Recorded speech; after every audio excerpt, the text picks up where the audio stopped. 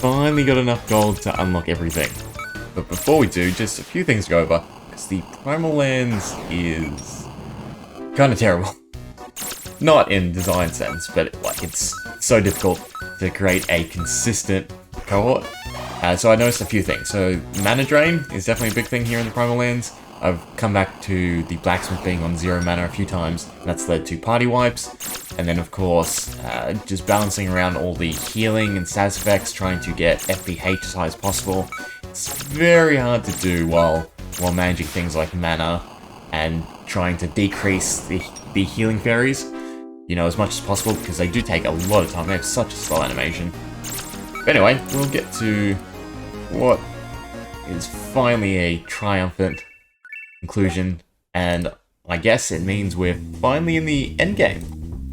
So we can go ahead and unlock Treasure Tracher. Treasure rooms skipped entirely, and bosses are removed from battle instantly when defeated. So I'm curious if this affects boss rush, but most of all, I just want to see, you know, how it affects our normal dungeon clearing. So I think I'm gonna grab out the gold farm, and we're just gonna see how much we improve.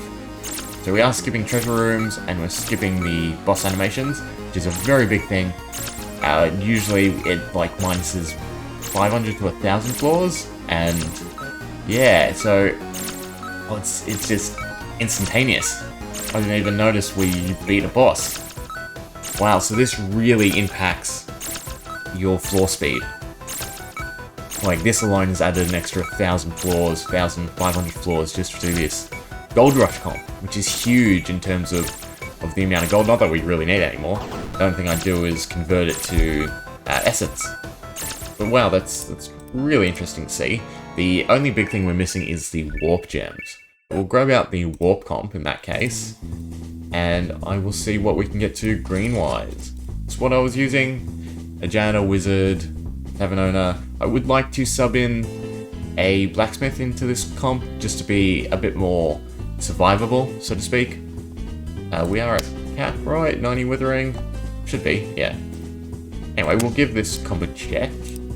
I guess I will come back when it's green, and we can see exactly how much this has improved everything overall. And of course it wouldn't be me if I didn't forget to swap things around. So I've got to turn warpings on, and I've got to reset the soda script from the defend action. Where is it? Instead of this weakest defend, we need the janitor to attack. So I could do in position 1, I guess, or we could just move defend down, for now at least. To default attack isn't all perfect, that should be fine. Down the bottom is where it should go, actually.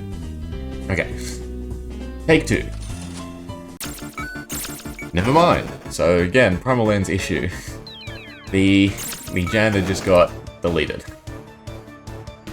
And the thing about, if you put the healing fairies up, their animation time is just, it's just so horrible. Like, the wiki says the blacksmith is too slow, all this stuff. I'm pretty sure the blacksmith is by far the best way to deal with ambushes. Like, you set him up so that his reflection damage one-shots the group, and it's no longer a time loss, it's a time save. You get 3 ambushes out of 1 lure, so the time he takes to cast that once, you're saving the attack animation in 3 ambushes. It's got to be the better way. So I'm going to build the comp around the blacksmith. It does mean we're 1 cooldown short, and you need the janitor because of the bosses, so not much you can do about it, but we'll see what we end up with. You know what, scratch that. It's something we need to test first off. So I've been curious about this for a while. How does the blacksmith calculate his reflect damage? Because if it's calculated before damage reduction, his survivability is huge. So I think we'll go bear. He should be able to survive an attack, and we'll just try it. Let's see. So it did 218. It did 218. That's all we care about. Now I'm going to chuck the shield on him and see if it does less. So if we chuck the, the Crystal God Guard, so he's taking 50% less damage roughly. His reflect now does... Yeah, so it does. Unfortunately, this is the severe issue, is you can't run damage reduction on him and make up for his damage. If we put the belt on him and the shield, is he one-shotting things still? They have 3.2 mil HP. No, so no way. No way he does enough damage with the shield on. Even with the shield off, unless we boost his damage reflection, I doubt he does enough to one-shot. Just with the belt as base.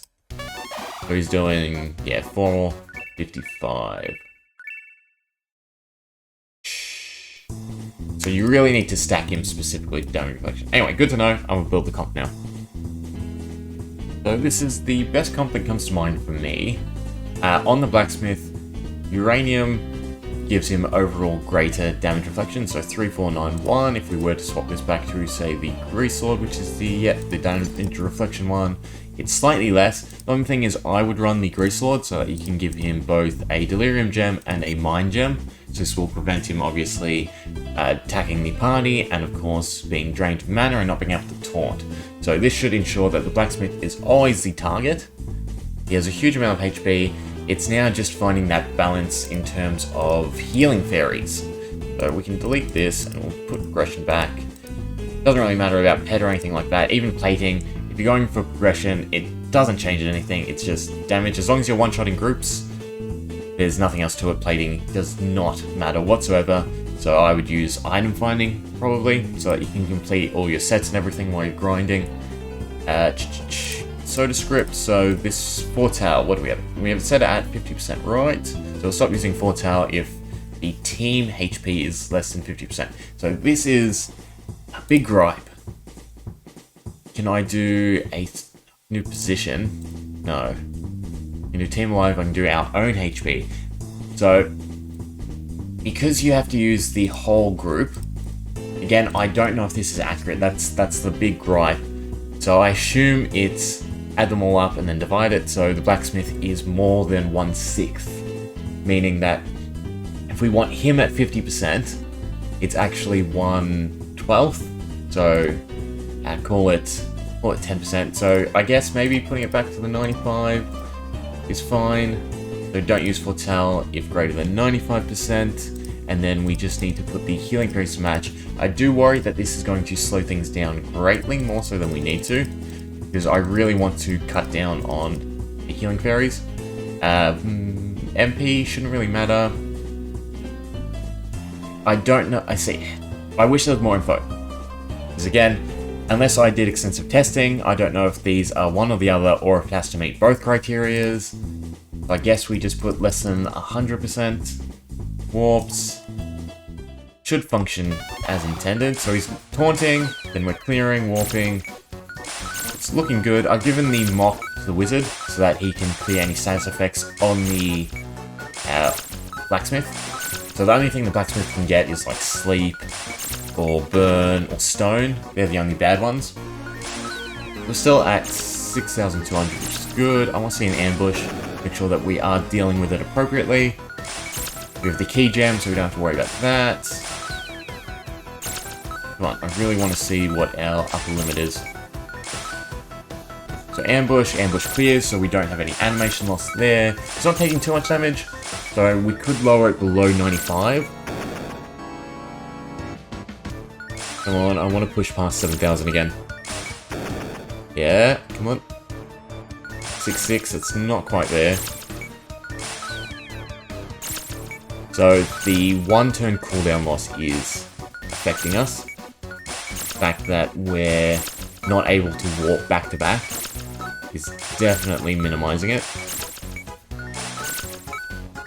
Anyway, I will let it go. This comp should have complete sustainability. We shouldn't be at risk of dying, hopefully. The only thing I can think of is if the Blacksmith takes some unfortunate damage and we don't get a healing fairy in time. But I think the thresholds we put are too high. Anyway, so I'm going to wait, see if it gets green, and hopefully we're past that 7,000 mark.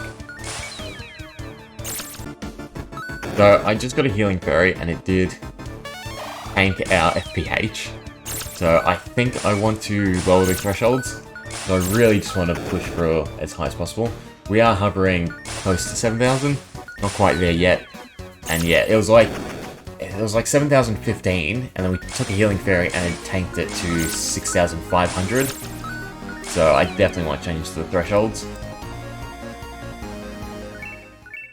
I'm still mulling over the cooldown. I'm curious if it's more effective than running a Tavern owner. I don't know how much the Tavern owner impacts the clock. So does he straight up say like he doubles their effects or anything? It just says boosts the effects of the kitchen, magic clock, and essence gnome. I mean, okay. Easiest thing to do is we'll run the comp like this. Once we get green, I will run it without the Tavern owner and we can compare. I definitely want to lower this. So Fortail, as long as team HP is greater than 95%, I'm gonna do the math. Roughly. Yeah, so the Blacksmith should account for roughly 22% of the party's total health.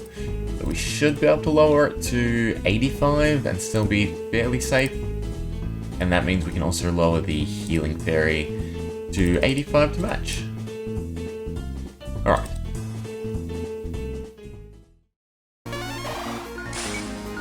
$6,850-ish, 30-ish.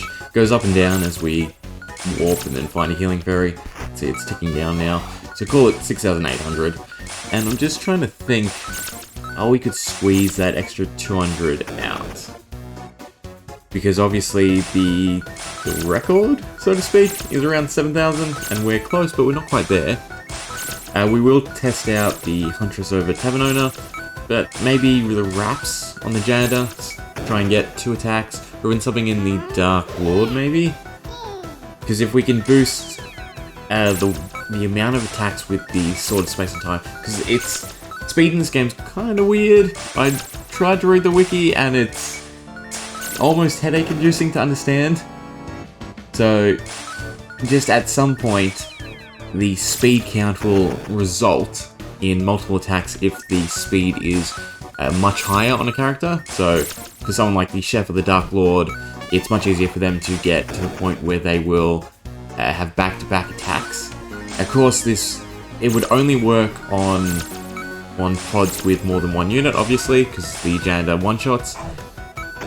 But that is something to consider, putting the wraps on him. The other thing is the health threshold is still too high. I think I will drop it down to 20%. I'd like to do it as low as possible, because yeah, just cutting out as many healing fairies as possible is the biggest thing, because watch, drops it by about 10. And this is the average over an hour, obviously, so if you were to put them all together, it works out to quite a lot. But we'll end the run, and we'll swap over to a all Huntress run, all Huntress comp. Also just itemization, probably something else we can sort of figure out. What was I pondering? I was pondering something on the Tavern owner instead of the radioactive rod. What was it? No, I can't remember. The other thing to consider is status resist. Where are you? Can I see you? I don't see it anywhere. Oh.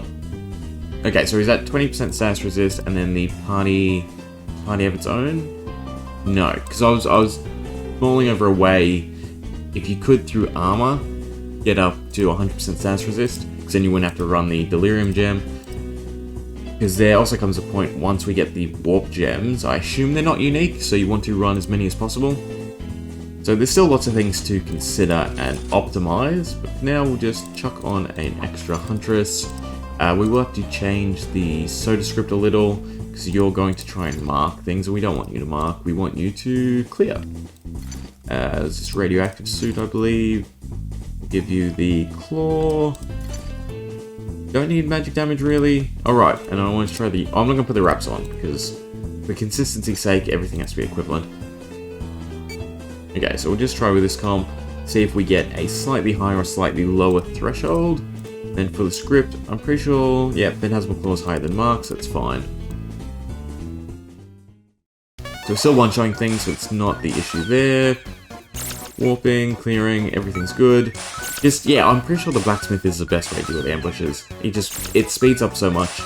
Anyway, we'll let this run, wait for it to green out again, and then we'll see if the Huntress beats the Tavern owner, being able to just warp back to back. We're on 3. We're ranging between 5,000, 6,000, over 6,000, 7,000, so there's no way the Huntress is going to speed up the comp as significantly enough. The chances of actually getting a warp portal, then having to be able to cast Foretell and then another portal straight away is not going to happen quick enough to make the Huntress worth running over the Tavern owner and just the boost to the clock. At least we know now. There's just a few other things to sort of consider and tweak. So I remembered, instead of Radioactive Rod, running a Keyblade. So I did notice at the beginning, we were towing the line between having enough keys and not having enough keys. In the long term, if there's a way to remove the need for the Gatekeeper gem, that would be good too. And then the Threshold was the other thing. So, where are you? Foretell. So lower it down to 80. I think 75% is too much. I think that puts into range for the Blacksmith to die. We don't want that. That should be fine. Comp should be fine. I'm probably just going to tinker around and see if we can get to the 7k before we actually move on and start optimizing. And then of course I do have to do a few more item runs to obviously find the warp gems. Okay, so good news, bad news. The Threshold obviously has worked, but it's put us quite close to death. So we should be able to get a Healing Fairy now. I know the audio is muted because I was running in the background, but I just saw this and I wanted to comment on it. Yep, so there we go. We lost the run. Don't know. We got past 7,000. It seems to be hovering there pretty consistently. I mean, I can let it go without the Blacksmith. Should still do fine. And we can actually see if ambushes are detrimental enough. But yeah, the Threshold is just... It leads it to luck at that point because we're taking too much damage.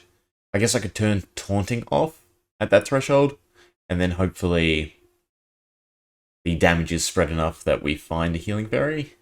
I guess that could work, but then everyone else is susceptible to status effects.